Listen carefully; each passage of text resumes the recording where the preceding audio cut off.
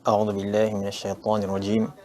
بسم الله الرحمن الرحيم. إن الحمد لله نحمده ونستعينه ونستهديه ونستغفره ونتوب إليه ونتوكل عليه ونعوذ بالله من شرور أنفسنا ونعوذ بك من سيئات أعمالنا. من يهده الله فلا مضل له ومن يضلل فلا هادي له.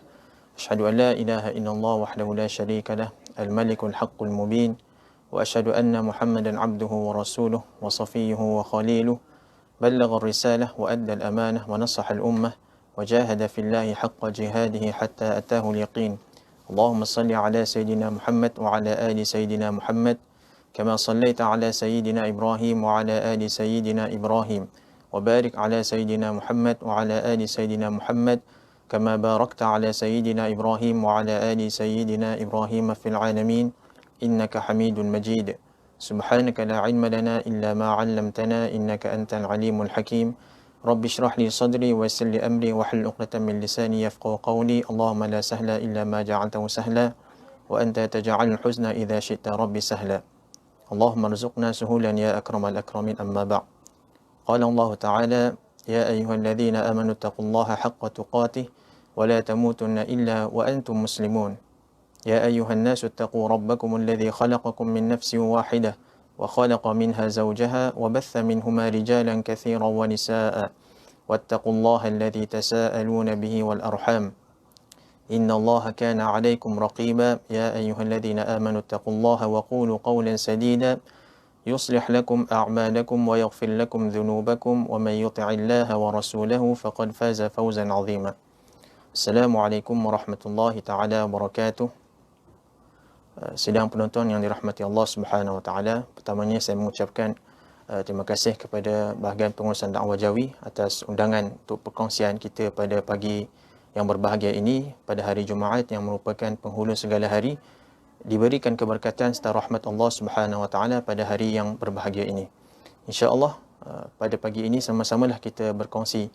Saya kira satu istilah yang kita biasa dengar iaitu tawakal, iaitu kesinambungan daripada topik yang kita bicarakan pada minggu yang lepas berkenaan dengan sabar.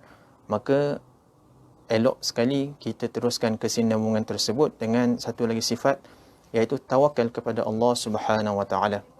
Sidang penonton yang dirahmati Allah Subhanahu Wa Taala, untuk meraih syurga Allah Subhanahu Wa Taala, pelbagai cara yang boleh kita lakukan di dunia lagi. Allah Subhanahu Wa Taala menyediakan pelbagai jalan dan diutuskan Nabi SAW mengajar kepada kita jalan-jalan tersebut. Ada di antara manusia mukmin yang masuk ke syurga kerana sedekah. Ada manusia yang masuk ke syurga kerana banyaknya amalan. Tetapi muslimin muslimat yang dirahmati Allah Subhanahu Wa Taala, kesemua amalan yang kita lakukan ialah yang memberi kesan kepada hati kita, iaitu a'malul qulub, iaitu pekerjaan hati. Nabi SAW menjelaskan di sana ada seperti mana yang diriwayatkan dalam Sahih Bukhari, juga diriwayatkan oleh Al-Imam Muslim, bahawa ada seorang muslimah perempuan yang kuat berpuasa, yang rajin solat malam, solatnya begitu banyak sekali, tetapi disebabkan dalam kisah Hurrah dia menganiaya kucing tersebut, maka dia dihumbankan ke neraka Allah Subhanahu Wa Taala. Dan ada juga seorang yang rajin berpuasa, kuat solatnya, tetapi kerana menyakiti jirannya, maka Allah Subhanahu Wa Taala mencampakkan dia ke dalam neraka. Di sini menunjukkan betapa pentingnya ibadat yang kita lakukan itu mempunyai kaitan dengan hati kita. Bila hati ini bersih, memanifestasikan setiap amalan yang kita lakukan, maka itulah sebesar-besar ganjaran di sisi Allah Subhanahu Wa Taala. Satu hadis daripada Abu Darda radhiyallahu anhu, seperti mana yang diriwayatkan oleh Al-Imam At-Tirmizi, ma min syai'in athqalu fi mizanil 'abd ma min syai'in athqalu fi mizanil mu'min yaumil qiyamah min husnil khuluq. Tidak ada timbangan yang lebih berat untuk timbangan amal untuk seorang mukmin pada hari kiamat melainkan peribadi yang mulia, akhlak yang mulia. Kita lihat bagaimana Nabi SAW berjaya membentuk generasi sahabat, seterusnya setelah sahabat itu generasi tabi'in, di mana satu hadis daripada Nabi SAW seperti mana yang dinukilkan, iaitu khairun nasi ummati khairun nasi qarni thumma alladhina yalunahum. Sebaik-baik umat ialah, sebaik-baik manusia ialah generasi pada zaman Nabi sallallahu alaihi wasallam. Merujuk kepada sahabat ridwanullah alaihim ajma'in. Begitu juga satu hadis daripada Imran Al-Husain. Nabi sallallahu alaihi wasallam bersabda, khairul ummah qarni thumma alladhina yalunahum thumma alladhina yalunahum. Sebaik-baik kurun ialah kurun yang ada pada zaman Nabi sallallahu alaihi wasallam, golongan sahabat, thumma alladhina yalunahum, kemudian golongan yang datang setelah sahabat itu, iaitu para tabi'in dan tabi'at tabi'in. Kenapakah mereka ini dipuji oleh Allah Subhanahu wa taala? Was-sabiqunal awwalun, dalam surah At-Taubah, kerana mereka ini mempunyai satu keimanan, tawakal yang tinggi kepada Allah Subhanahu wa taala. Tidak mampu untuk dicapai untuk kita ini, tuan-tuan, puan-puan yang dirahmati Allah Subhanahu wa taala, kerana keimanan, as-sidqu ma'allah, ketulusan hati kepada Allah Subhanahu wa taala menjadikan mereka itu istimewa di sisi Allah Subhanahu wa taala. Dan di antara sahabat-sahabat itu ada seorang sahabat Nabi sallallahu alaihi wasallam yang mempunyai iman yang cukup tinggi, iaitu Sayyiduna Abu Bakar radhiyallahu anhu As-Siddiq, yang merupakan sahabat yang paling akrab dengan Nabi sallallahu alaihi wasallam, peneman Nabi ketika mana Nabi sallallahu alaihi wasallam berhijrah daripada Makkah Al-Mukarramah ke Madinah Al-Munawwarah, di mana kata Sayyidina Umar Al-Khattab radhiyallahu anhu, seperti mana yang dinukilkan oleh Al-Imam Baihaqi dalam Syu'abul Iman, la wuzina iman Abi Bakr bi imani al-ard la rajaha bihim. Sekiranya ditimbang keimanan Sayyiduna Abu Bakar radhiyallahu anhu dan ditimbang fi kaffah, ditimbang sebahagian lagi dengan iman seluruh penduduk bumi, maka lebih beratlah timbangan keimanan Sayyiduna Abu Bakar radhiyallahu anhu.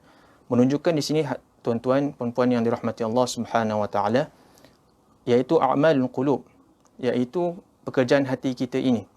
Sama ada bagaimana tawakalnya kepada Allah Subhanahu wa taala, keimanan kepada Allah Subhanahu wa taala melebihi segala-galanya. Tawakal ini seperti mana yang disebut oleh Ibn Rajab Al-Hambali mengatakan, sandaran hati kita kepada Allah Subhanahu wa taala.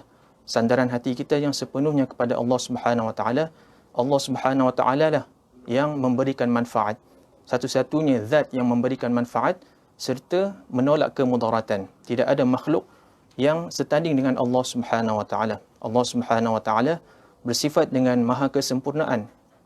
Kita lihat dalam Al-Quranul Karim, bahkan daripada sunnah Nabi sallallahu alaihi wasallam, menceritakan pelbagai ayat yang berkisar tentang tawakal ini. Kita lihat bagaimana Nabi Musa alaihissalam ketika mana berhadapan dengan akbarut tughah, sejahat-jahat makhluk, iaitu Fir'aun serta pengikutnya. Ketika mana Allah Subhanahu wa taala mengutuskan Nabi Musa alaihissalam kepada Fir'aun, dan Allah Subhanahu wa taala memberikan satu perintah kepada Musa untuk berkata perkataan yang lembut. Faqula lahu qawlan layyinan la'allahu yatadhakkaru aw yakhsha. Berdakwalah ataupun mengatakanlah kepada Fir'aun itu dengan sebaik-baik perkataan. Dan setelah beberapa tempoh, Fir'aun masih lagi tidak mengendahkan seruan dakwah Nabi Musa alaihissalam, maka Nabi Musa alaihissalam mengungkapkan satu kata-kata seperti mana yang dirakamkan dalam surah Ghafir. Wa ufawwidu amri ila Allah, innallaha basirun bil ibad. Dan aku, yakni Nabi Musa alaihissalam, serahkan segala urusan. Aku telah lakukan kerja aku, maka aku serahkan kepada Allah Subhanahu wa taala. Wa ufawwidu amri ila Allah. Aku serahkan segala urusan aku kepada Allah Subhanahu wa taala. Innallaha basirun bil ibad. Dan Allah Subhanahu wa taala maha melihat akan perihal hamba-hambanya. Allah Subhanahu wa taala sajalah yang maha mengetahui. Begitu juga kalau kita lihat ketika mana Nabi Ibrahim alaihissalam. Nabi Ibrahim ini di mana ketika berhadapan dengan penguasa yang sangat zalim, dikatakan Namrud, seperti mana yang dinukilkan oleh As-Suddi, juga dinukilkan oleh Al-Imam Ibn Kathir rahimahullah dalam kitab Al-Bidayah wa Nihayah, juga dalam tafsir Ibn Kathir, ketika mana Nabi Ibrahim AS diikat di manjanik. Manjanik ini merupakan satu meriam pada zaman dahulu, hendak dibakar Nabi Ibrahim AS ini. Nabi Ibrahim ini hendak dibakar. Lalu datanglah makhluk-makhluk Allah Subhanahu wa taala yang cuba untuk menyelamatkan Nabi Ibrahim. Bahkan dikatakan malaikat Jibril AS turut mengoffer, memberi tawaran kepada Nabi Ibrahim untuk membantu beliau. Maka kata Nabi Ibrahim, amma anta fala, adapun engkau wahai Jibril, aku tidak berhajat kepada engkau, aku hanya menyerahkan kepada Allah Subhanahu wa taala sebagai pelindung aku. Sehinggalah dituturkan oleh Nabi Ibrahim AS satu kata-kata, iaitu hasbunallahu wa ni'mal wakil. Hasbunallahu wa ni'mal wakil, cukuplah bagi Allah Subhanahu wa taala sebagai pelindung dan juga pembantu aku. Seperti mana yang dinukilkan juga dalam surah Ali Imran ketika mana Nabi Muhammad sallallahu alaihi wasallam diancam dengan satu kekuatan musyrikin untuk mengapa-apakan Nabi sallallahu alaihi wasallam dengan yang begitu besar.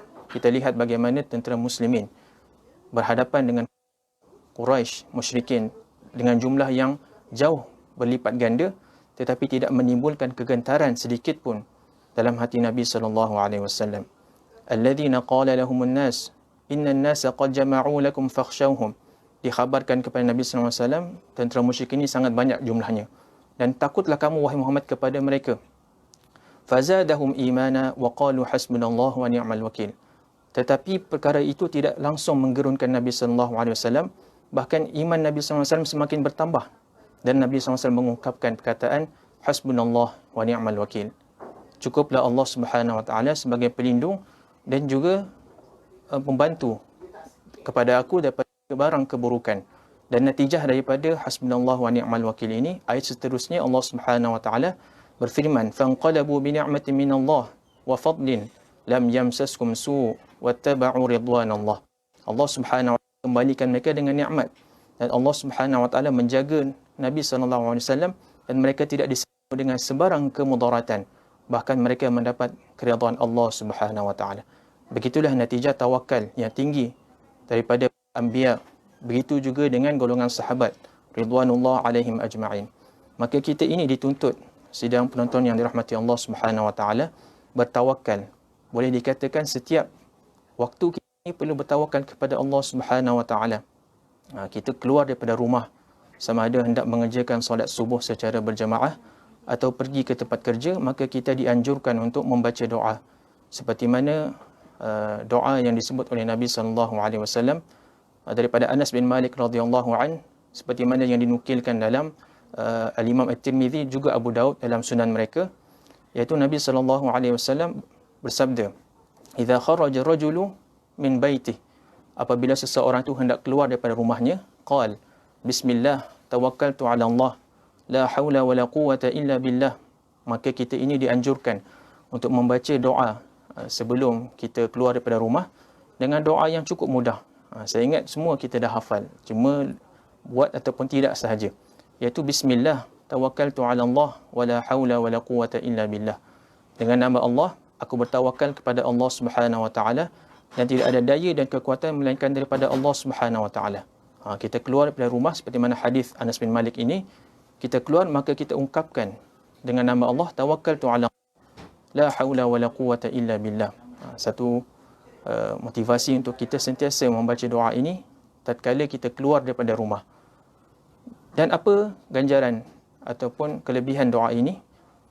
Iaitu Nabi sallallahu alaihi wasallam mengatakan, qal yaqulu hina idzin tanahhalahu syaitan. Maka syaitan pun akan menjauhkan diri daripada orang yang membaca doa ini. Syaitan akan menjauhkan diri, tanahha anhu syaitan. Syaitan pun akan menjauhkan diri daripada orang yang mengungkapkan doa ini. Bismillah tawakkaltu ala Allah wala haula wala quwwata illa billah. Yaqul syaitan akhar. Maka syaitan kawan dia pun akan bercakap, macam mana kamu nak sesatkan dia sedangkan dia telah pun wuqita, hudita, wa wuqita, wa kufita. Maka mereka yang membaca doa ini, kata Nabi sallallahu alaihi wasallam, qad hudita wa kufita wa wuqita. Cukuplah bagi orang yang membaca doa ini diberikan hidayah daripada Allah Subhanahu wa taala, yang pertama. Yang kedua ialah wa kufita, dicukupkan kebaikan kepadanya, dan yang ketiga ialah wa wuqita, dijauhkan daripada sebarang keburukan.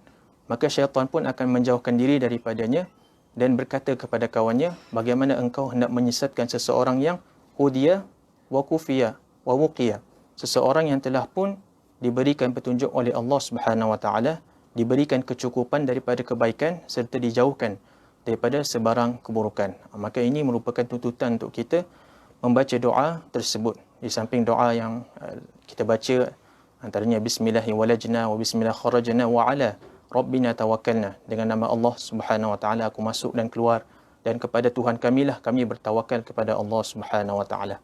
Banyak ayat-ayat dalam Al-Quranul Karim menggesa untuk kita sentiasa bertawakal kepada Allah Subhanahu wa taala. Antaranya dalam surah Al-Furqan, Allah Subhanahu wa taala berfirman, "Wa tawakkal 'alal hayyil ladzi la yamut." Bertawakkallah kamu kepada Allah Subhanahu wa taala, yang mana Allah Subhanahu wa taala ini maha hidup dan tidak sekali-kali akan mati. Allah Subhanahu wa taala ini antara sifatnya, nama Allah Al-Hayyu, yang maha hidup. Sedangkan semua makhluk Allah Subhanahu wa taala akan mati, termasuk malakul maut. Maka ini merupakan satu sifat kesempurnaan yang ada pada Allah Subhanahu wa taala. Begitu juga dengan ayat yang kita sentiasa baca, ya, ayat yang kita kenali sebagai ayat 1000 dinar, wallahu alam. Tetapi yang perlu tuntutan kita bukanlah kita hanya melekat ataupun menggantung ayat tersebut, tetapi ayat itu perlu ditadabbur. Ayat itu perlu ditadabbur kerana Al-Quran ini diturunkan kepada manusia semata-mata untuk dibaca dan ditadabbur. Allah Subhanahu wa taala berfirman dalam surah Al-Qamar, "Wa laqad yassarna al-Qur'ana lidh-dhikr fahal min muddakir." Dan demi sesungguhnya kami telah mudahkan Al-Quran untuk dijadikan peringatan. Maka adakah di antara kalian yang mahu mengambilnya sebagai peringatan? Al-Quran ini tujuannya diturunkan, yang pertama ialah untuk dibaca, yang kedua untuk dihafal, yang ketiga untuk ditadabbur maknanya. Maka bila mana tadabbur makna ini akan meresapi dan akan menambahkan keimanan kita kepada Allah Subhanahu wa taala. Kitabun anzalnahu ilaik mubarakun liyadabbaru ayatih. Kitab yang kami turunkan, yakni Al-Quranul Karim, bersifat mubarak, diberkati. Liyadabbaru ayatih, untuk kamu tadabbur maknanya. Waliyatadzakkar ulul albab, dan peringatan kepada orang yang ulul albab, yang berilmu. Antaranya dalam surah At-Talaq, iaitu ayat yang kita kenali sebagai 1000 dinar, yang perlu kita hayati, bukan untuk gantung semata-mata. Di mana ketika mana Nabi sallallahu alaihi wasallam mengatakan kepada seorang sahabat Nabi sallallahu alaihi wasallam, iaitu Abu Dzar Al-Ghifari radhiyallahu anhu, cukuplah sekiranya manusia mengambil ayat ini, cukuplah untuk dia dijadikan motivasi untuk dia bertawakal kepada Allah Subhanahu wa taala, iaitu ayat Al-Quranul Karim, "Wa may yattaqillaha yaj'al lahu makhraja." Dan sesiapa yang bertawakal kepada Allah dengan erti kata yang sebenar-benarnya, maka Allah Subhanahu wa taala akan bagi kepadanya jalan keluar daripada kesulitan, daripada kepayahan. Wa yarzuqhu min haitsu la yahtasib. Dan Allah Subhanahu wa taala akan memberikan kepadanya rezeki daripada sudut, daripada sumber yang dia tidak sangka, rezeki yang halal dan thayyibah. Wa may yatawakkal 'ala Allah fahuwa hasbuh. Wa may yatawakkal 'ala Allah fahuwa hasbuh.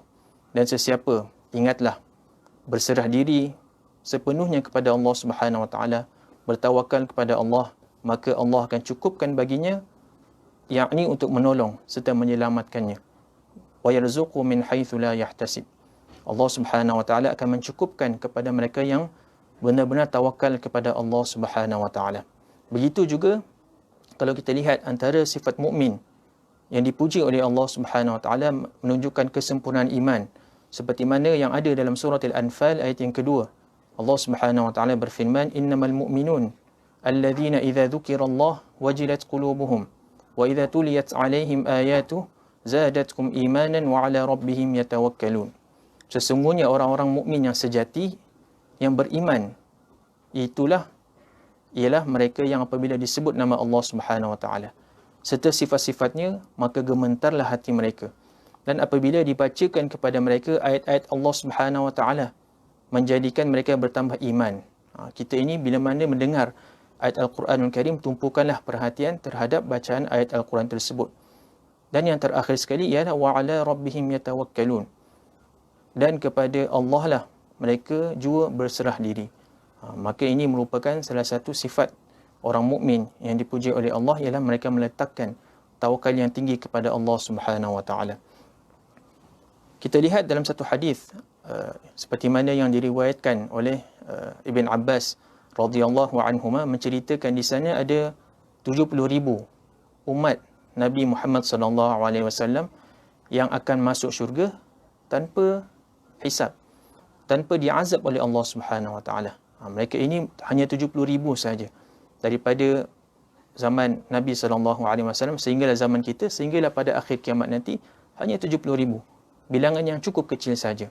Kita baca sama-sama hadis dia, iaitu hadis yang diriwayatkan oleh Ibn Abbas radhiyallahu anhuma dan disebut dalam Sahih Bukhari dan Muslim, iaitu an Ibn Abbas radhiyallahu anhuma qala Rasulullah sallallahu alaihi wasallam uridat alayya al-umam fara'aitu an-nabiyya wa ma'ahu ar-ruhayt wan-nabiyya wa ma'ahu ar-rajul war-rajulan wan-nabiyya laysa ma'ahu ahad idh rufi'a li sawadun 'azim fadhanantu annahum ummati faqila li hadha Musa wa qaumuhu walakin انظر إلى الأفق فنظرت فإذا سواد عظيم فقيل لي انظر إلى الأفق الآخر فإذا سواد عظيم فقيل لي هذه أمتك ومعهم 70,000 يدخلون الجنة بغير حساب ولا عذاب ثم نهض فدخل منزله فخض الناس في أولئك الذين يدخلون الجنة بغير حساب ولا عذاب فقال بعضهم فلعلهم الذين صحبوا رسول الله صلى الله عليه وسلم وقال بعضهم فلعلهم الذين ولدوا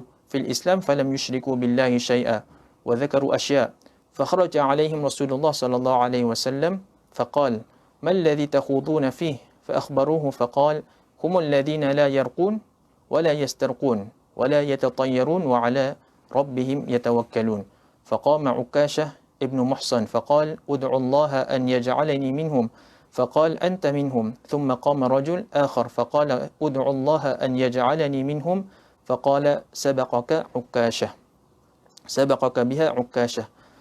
Iaitu hadis ini bermaksud Nabi SAW diperlihatkan umat-umat. Lalu aku melihat seorang Nabi yang bersamanya pengikut yang kecil. Ada Nabi yang bersamanya seorang pengikut lelaki sahaja. Ada Nabi yang bersamanya 2 orang pengikut lelaki. Bahkan ada Nabi yang langsung tidak ada pengikut. Tiba-tiba aku ternampak satu kumpulan yang cukup ramai. Sawadun azim. Dia berwarna hitam menunjukkan satu bilangan yang cukup ramai. Aku menyangka bahawa mereka itu adalah umatku. Lalu dikatakan kepadaku bahawa itu adalah Nabi Musa dan juga kaumnya. Di mana Nabi Musa AS ini, sidang penonton yang dirahmati Allah Subhanahu Wa Taala, merupakan antara Nabi yang seringkali diceritakan dalam Al-Quranul Karim. Tetapi lihatlah sebelah ufuk di sana. Maka aku pun melihat satu kumpulan yang sangat ramai. Lalu dikatakan pula, lihatlah ke sebelah ufuk yang lain. Maka terdapat satu kumpulan yang sangat besar. Maka dikatakan kepadaku, inilah umat engkau wahai Muhammad sallallahu alaihi wasallam. Dan bersama mereka itu seramai 70,000. 70,000 yadkhuluna al-jannah bighairi hisab wala azab. 70,000 umat Nabi sallallahu alaihi wasallam yang masuk ke syurga tanpa ada hisab dan tidak diazab oleh Allah Subhanahu Wa Taala. Antara mereka mengatakan, mudah-mudahan setelah mendengar hadis tersebut, maka para sahabat pun tertanya-tanya siapakah 70,000 tersebut. Ada di antara mereka yang merasakan itu merupakan sesiapa yang bersahabat dengan Nabi sallallahu alaihi wasallam. Mungkin mereka itu yang sahibu Rasulullah sallallahu alaihi wasallam. Dan ada sebahagian sahabat menyangka mungkin mereka itu yang wulidu fil Islam. Lahir-lahir saja memang dah Islam. Dan sesiapa yang satu nikmat kita tuan-tuan dilahirkan dalam keadaan Islam, kerana mereka ini dalam hidup tidak pernah menyembah selain daripada Allah Subhanahu Wa Taala. Itu menurut sahabat. Dan mereka pun membuat sangkaan-sangkaan sesiapa yang masuk dalam golongan 70,000 tersebut. Sehinggalah Nabi SAW keluar. Maka Nabi SAW pun keluar menemui mereka dan bertanya, apakah perkara yang kamu bincangkan? Baginda diberitahu perkara tersebut. Mereka tengah bincang siapakah yang dimaksudkan oleh Nabi SAW 70,000 tersebut. Maka Nabi SAW pun menjawab, mereka itu ialah orang yang tidak pernah menjampi mantra, wala yastarqun, tidak pernah menjampi dan tidak pernah meminta untuk dijampi, tidak diruqyah. Juga mereka tidak pernah mengambil sempena keburukan dengan burung-burung, wala yatatayyarun.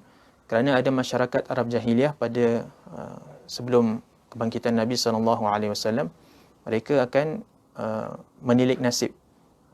At-tiyarah, disebut at-tiyarah, iaitu mereka menganggap satu perkara ada perkara malang bersamanya. Kita pun dalam beberapa hari sahaja lagi kita akan menyambut bulan Safar, di mana bulan Safar ini stigma pada masyarakat zaman dahulu menganggap bulan Safar ini ada malangnya, ada malang. Maka Nabi SAW pun membersihkan tuduhan tersebut. Tidak ada wala tirah, wala safara, wala hamma, wala tirah.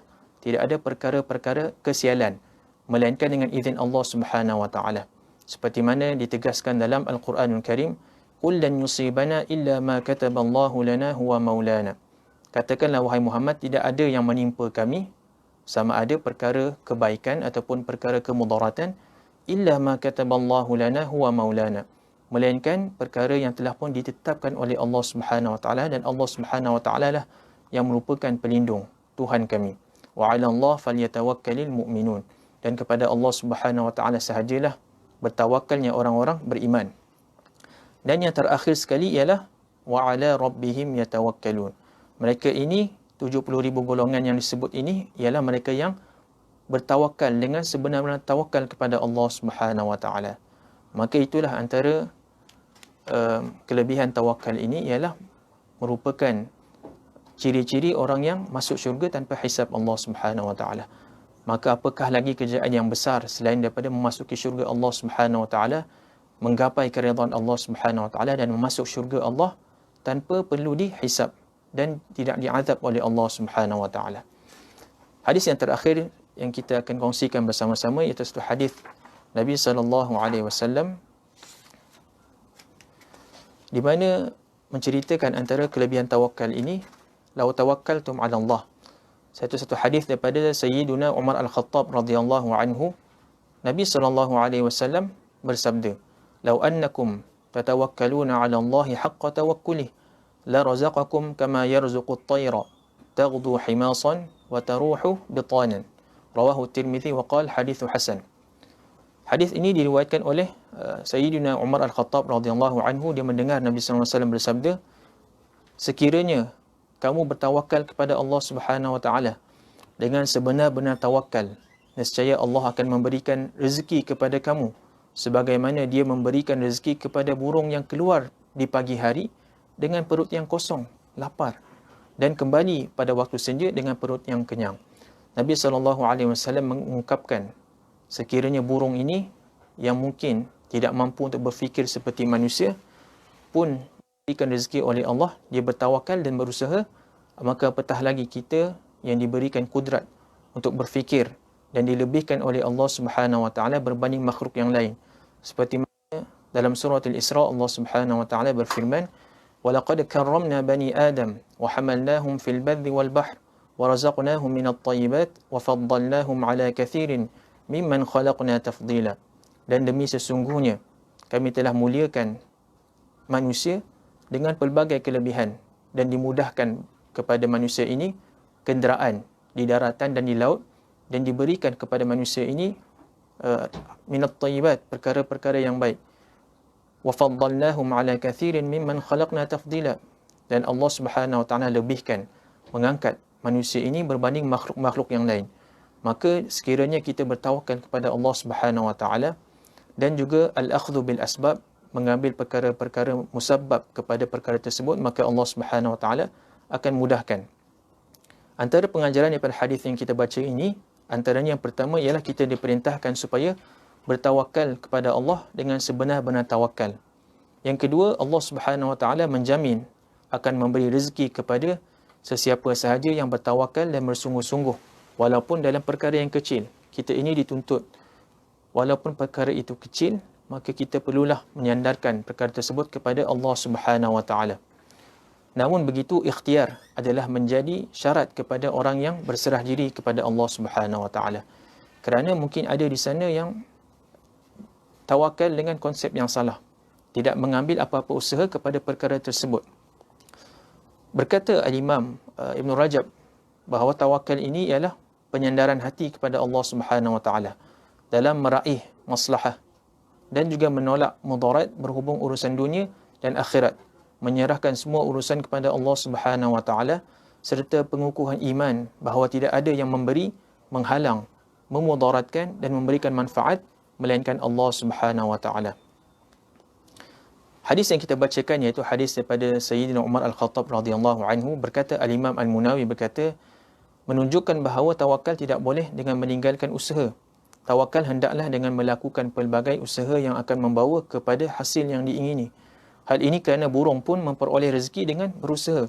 Justru hal ini memberi petunjuk kepada kita untuk berusaha mencari rezeki yang telah ditetapkan oleh Allah Subhanahu Wa Taala. Rasulullah sallallahu alaihi wasallam pun, kalau kita lihat, pernah menegur seorang lelaki yang memiliki unta dan dia tidak tambat unta itu, dan Nabi sallallahu alaihi wasallam bertanya, kenapa tak tambat unta ni? Maka dia mengatakan, aku tawakal pada Allah. Maka Nabi sallallahu alaihi wasallam pun menegur perbuatan lelaki ini, aqilha wa tawakkal. Ikatlah untamu, barulah bertawakal kepada Allah Subhanahu Wa Taala. Rasulullah sallallahu alaihi wasallam perintahkan kepadanya untuk melakukan usaha terlebih dahulu dan kemudian menyerahkan urusan tersebut kepada Allah Subhanahu Wa Taala. Begitu juga Sayyiduna Umar Al-Khattab radhiyallahu anhu pernah menegur seorang lelaki daripada rombongan yang merupakan pengembara ataupun travelers daripada Yaman. Dia datang tanpa apa-apa bekalan makanan. Maka Sayyidina Umar pun bertanya kepadanya, kenapa tak bawa apa-apa bekalan?